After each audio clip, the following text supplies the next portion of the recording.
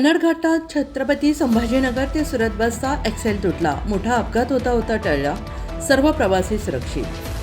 छत्रपती संभाजीनगर येथून निघालेली सुरत बस क्रमांक MH40N 9726 छत्रपती संभाजी आगार कन्नड मार्गे सुरत येथे दररोज जाते आणि ही गाडी नेहमीप्रमाणे आपल्या वेळेवर कन्नड स्थानकातून आपल्या ठरलेल्या ठिकाणावर मार्गस्थ झाली.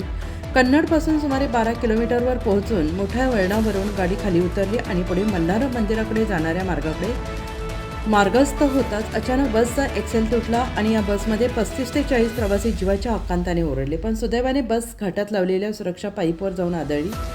हा पाईप जर तिथे नसता तर वाहन चालकाचे सुभाष नामदेव पल्लाळ थोडे लक्ष जर विचलित झाले असते तर आज कन्नड शहरावर शोककळा पसरली असती. नियतीने जरासा देखील काटा मागे पुढे केला असता तर होत्याचे नव्हते झाले असते. बस 100 ते 150 फूट दरीत कोसळली असती आणि या गाडीत न जाणे किती पुण्यात्मा होते आणि म्हणून हा अपघात टळला. सर्व प्रवाशांना गाडीच्या काचा पडून रस्त्याने जात असलेल्या प्रवाशांनी बाहेर काढले. प्रवाशांना बाहेर काढणाऱ्यांमध्ये नानाभाऊ गजानन राठोड यांनी खूप मोलाचे सहकार्य केले. कन्नड प्रतिनिधी रायभान साळवे. टाकून जायचा